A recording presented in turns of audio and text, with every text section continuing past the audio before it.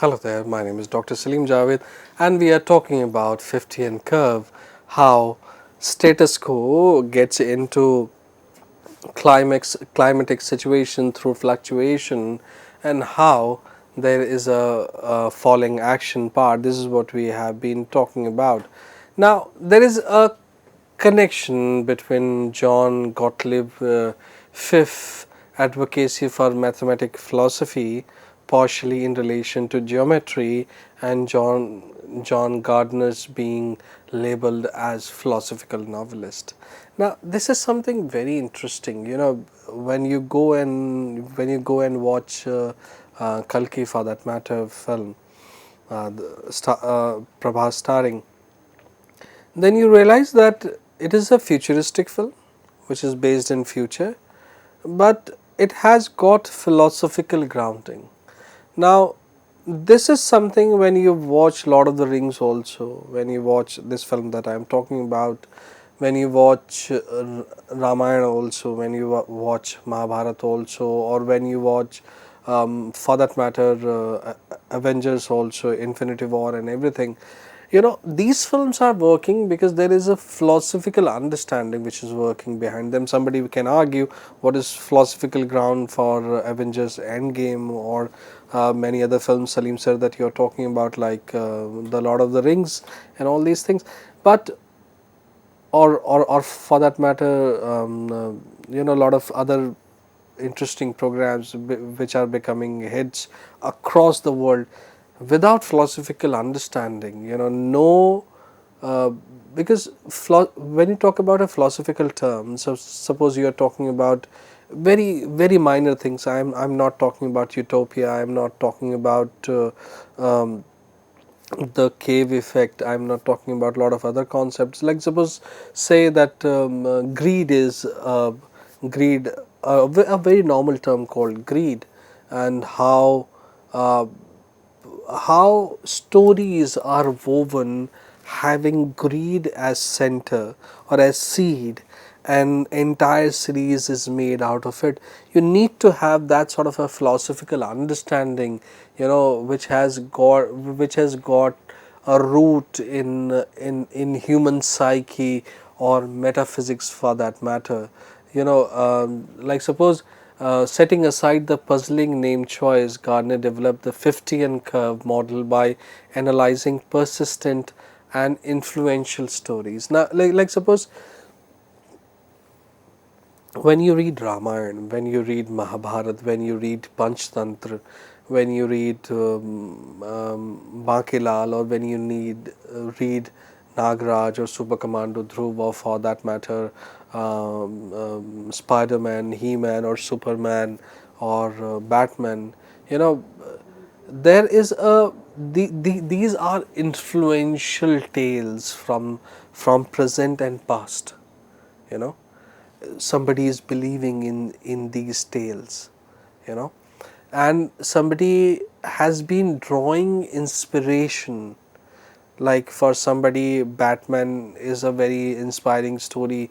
For us the Indians, Ramayana is an inspiring way that how Lord Ram has lived his life. Mahabharata is a wonderful saga of how relations work on a multiple level. Different sort of narrators are there. Around 6 to 7 types of narrators are there.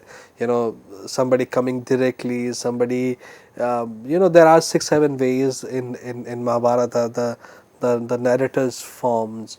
So Panchtantra, beautiful fables, wonderful way of understanding how life, society, this country or this world or this cosmos works.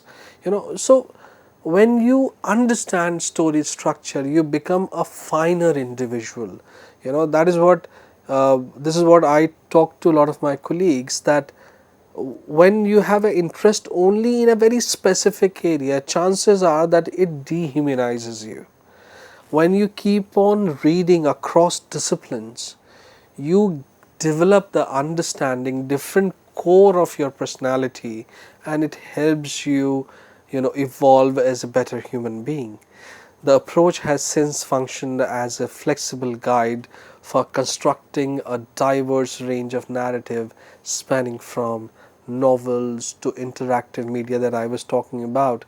Now, the potent plotting technique has three essential parts in Fichtean curve that synergistically contribute to developing a captivating storyline. You have a rising action, you have a climax, and then you have a resolution. To understand these three elements of Fichtean curve, now I am going to talk about a very interesting film. If you have not seen this film, I would suggest that you see this film. It is called The Martian. It was released in 2014, and it is directed by Andy Weir, and the protagonist was Matt Damon in that. Now, this Martian film was released in 2014. When you watch that, like, before I tell you more about this, let me give you the story in brief. The film starts on Mars. There are few astronauts there. A storm comes. The main protagonist is stuck on that planet. Other people reach Earth. Now he is alone on that entire planet. There is a cell that he has, and people have left to Earth. He is alone on that entire planet. That entire planet has got storms and debris and a lot of other problems there. Now he doesn't know whether he'll be getting help, whether somebody will be coming from Earth to save him on a different planet altogether or not, whether he should die, because now imagine the scale of the problem, that you are alone on a planet, your spaceship has left, you do not know whether they forget that you will receive the help or not. They think that you are dead on that planet. This is how the crisis is being, this is how you are building up the crisis. They think that you have died, and when they were sure that you have died on that planet, after that belief or after that confirmation, or maybe after that misunderstanding, they left that planet to Earth. Now your challenge is that, interestingly, you are not dead on that planet. That planet does not have an environment like Earth, so you really need to be in a confined place. And more, the problem is that even that place has a possibility of blown off. You have nothing to eat, maybe you have limited oxygen on that planet, or maybe your own entire system, the spacesuit and everything. Nobody knows that you are alive on that planet, so you need to establish some sort of a communication. And interestingly, people, those who have left, obviously they believed, they understood, or they misunderstood, whatever it is, that you are dead, so you are gone from their memory also. They will worry about you, they will cry for you, but you don't exist. They reach. Now look at how on different fluctuation scale the problem is on top of one another, and how it is building like a tower in a story.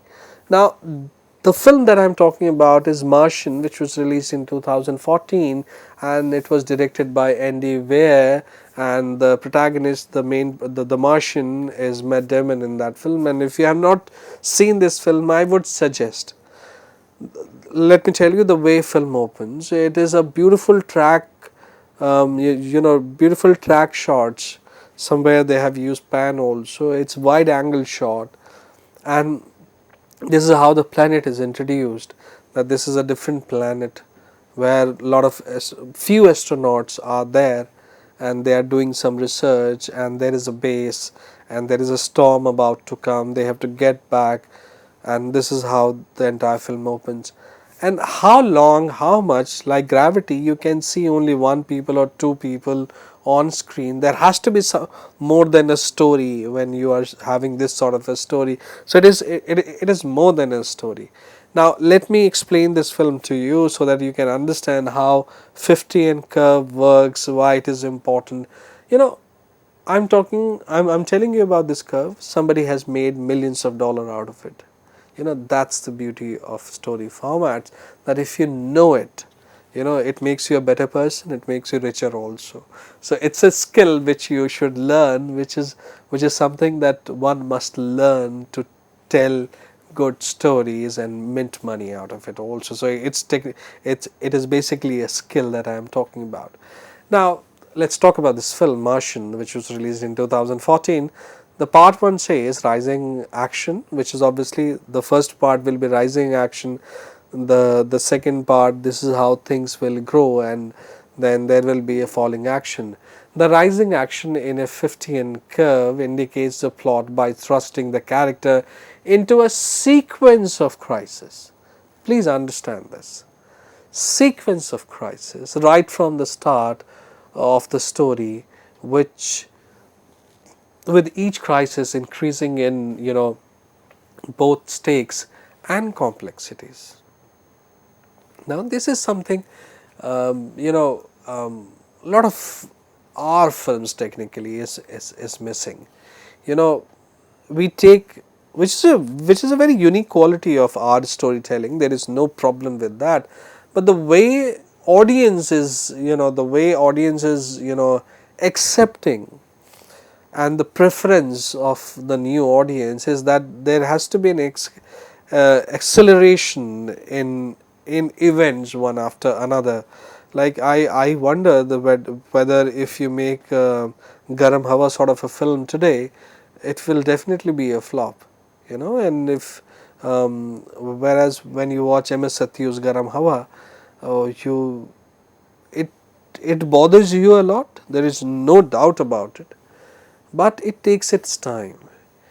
It gives not only the story, it gives time to audience to mature with the story.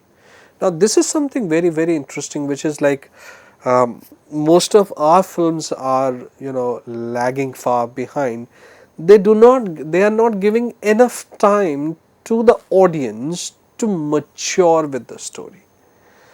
When I was watching Mere Mehboob, or when I watch Naya Daur, which is one of my favorite films, or Do Bigha Zameen, you know, I may live in a metropolitan. You know, people used to live in metropolitan, but the way Bimal Roy has given space, has provided, has he the way he has said the story, even a urban individual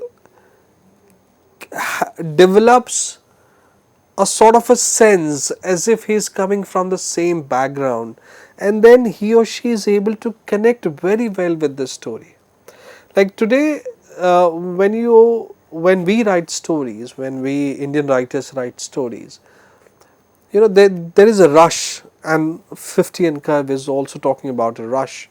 There is a rush that you know, it has to have something really interesting, really something mind blowing, something, you know, so unique that it can blow off the minds of the audience and things like that. But when I look our traditional Indian traditional storytelling style, it always provide a good space for any reader from any region, from any state, from any city, be that village or metropolitan or tier 2 cities or tier 3 cities, to let them sink and in tune with the setup part of the stories. Like when you see films like Pakiza, or when you see films like Mughal-e-Azam, or for that matter Sholay, you know, they give you time to come in sync with the story, and then you start, you know, enjoying each and every character. Fichtean curve, the line A that I was talking about, which is the status quo in the film, which is the status quo of the story, actually that is something which needs to be very, very carefully crafted. That is where actually the success or the failure of the film lies.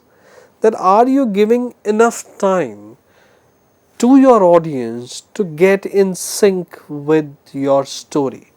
Like suppose when I was watching Apocalypto, um, that is a story which is like the background is of Mayan civilization, and they have got their ways of hunting, their rituals, or a lot of other things, and the director actually gives time to the audience. He knows that this is a story which is set up in a very unique environment. This was missing in Mohenjo-daro, by the way. Uh, so there you really have to bring an audience in that world, and you really have to make them comfortable. Look, you may find this conversation, maybe not very important, but when you will listen the same point from Christopher Nolan or from James Cameron, then you value it more. But trust me, even these are the points even they talk about, they worry about. Though I have not heard either Christopher Nolan or James Cameron talking about this specific, but I have observed these points in their stories when they are creating Terminators. They actually let you sink in that world, and then they present the crisis which is around every bend, you know. So if as a mature writer you start jumping on crisis part only, that sir, I have written a wonderful story which has got really interesting points, this is how your character will be jumping from point A to point B, so this is the crisis A, this is crisis B. But the biggest task than writing these crises is that whether your audience is believing that this specific crisis is actually from the world of your character or not. Now this is something which you really need to put. That's why I always say that the setup of your story is so, it is sometime somebody can argue when I'm saying it, the setup part is sometime more important than the story. Once your setup part is right, once you are able to bring in your audience, and your audience is diverse, by the way, and especially in the world of OTT, a person who is sitting in his or her field is watching your content, somebody who is sitting in a multinational company is watching your content, and you really have to have this range, you really have to have this understanding that you can cater to the diverse demography of your audience. Now that's why you really need to understand these concepts, these points when we are talking about Fichtean curve. So the rising action in a Fichtean curve, initiates the plot by thrusting the characters into a sequence of crisis right from the start of the story, with each crisis increasing in both stakes and complexity. Now, whether it involves a sequence of intense and distressing confrontation in a thrilling, or a growing number of misinterpretation in a romance, the phase guarantees a reader to captivating, eagerly awaiting what will happen next. In the film Martian, the voyage of Mark Watney. Now, Mark Watney is the name of the protagonist, who is a NASA crew member who is on a planet, and he becomes stranded on Mars following a terrible incident. Now, what is like I have told you the story, that this is how the story works of Martian. Very interesting film. You must watch it if you have not seen it. Now, NASA's Ares-3 team must evacuate their mission on Mars halfway through after being altered to an impending storm. Mark Watney is stuck with debris and thought dead. So the crew is forced to leave without him.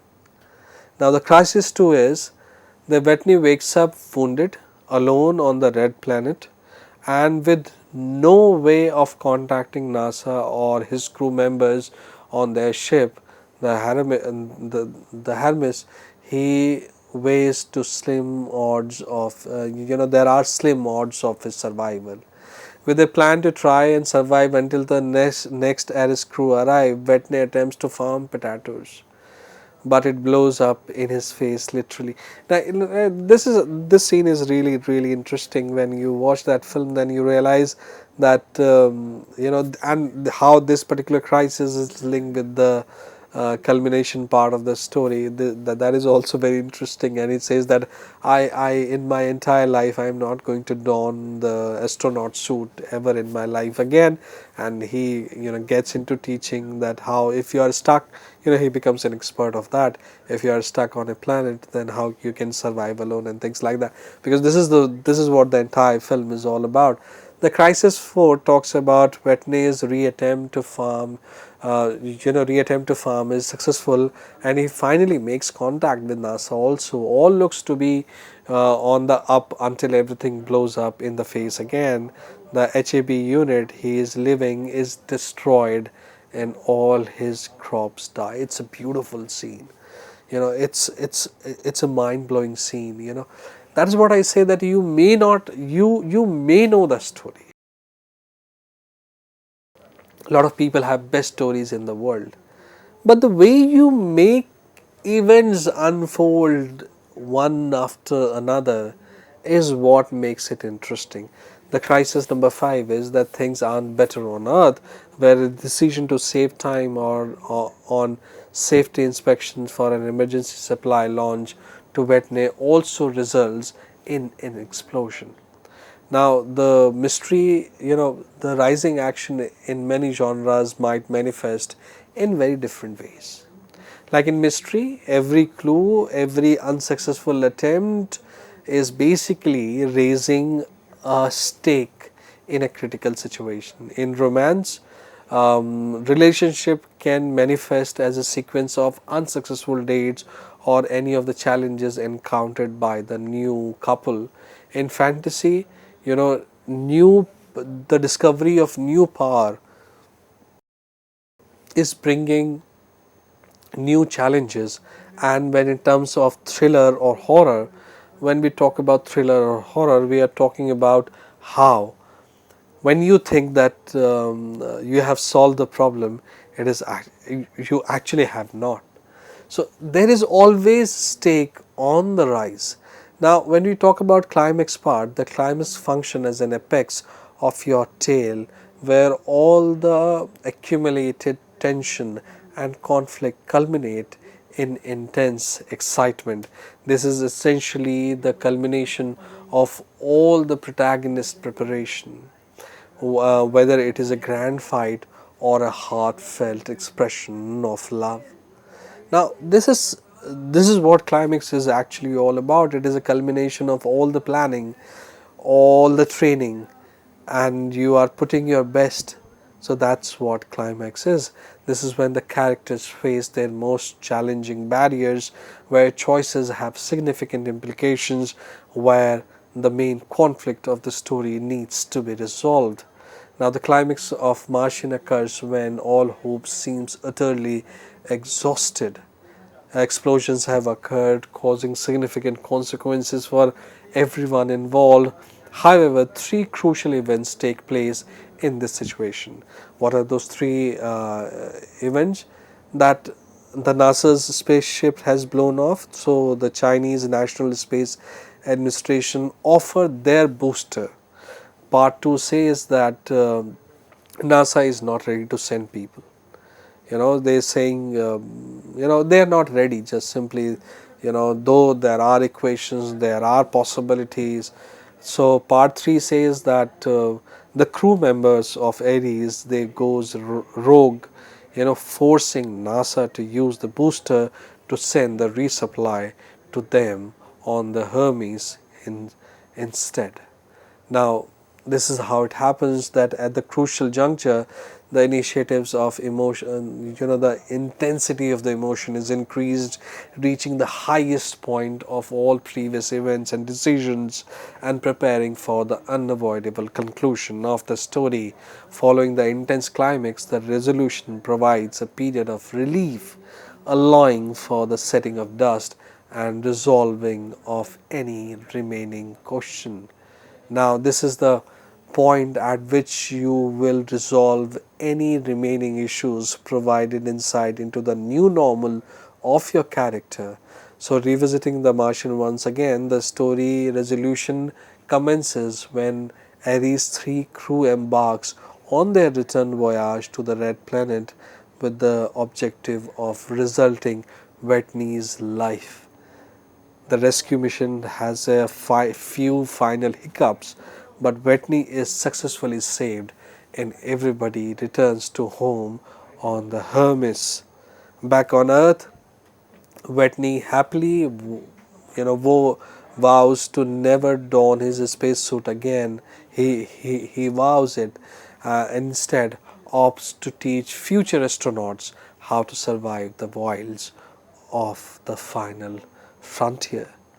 Now, the resolution of this story, whether the protagonist succeeds or suffers the consequences of failure, serves to strengthen the main theme of the story and demonstrate the ending effect of the character's journey. Essentially, it offers a gratifying and emotionally impactful ending that continues to have an effect even after finishing the book.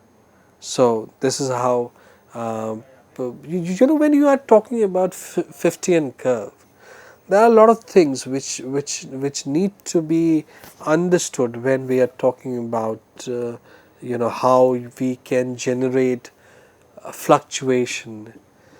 To generate fluctuation, one very important point which can be a concluding point also, that pace of the story is really important.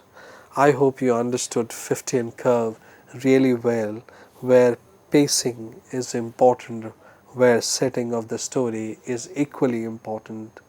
Thank you very much.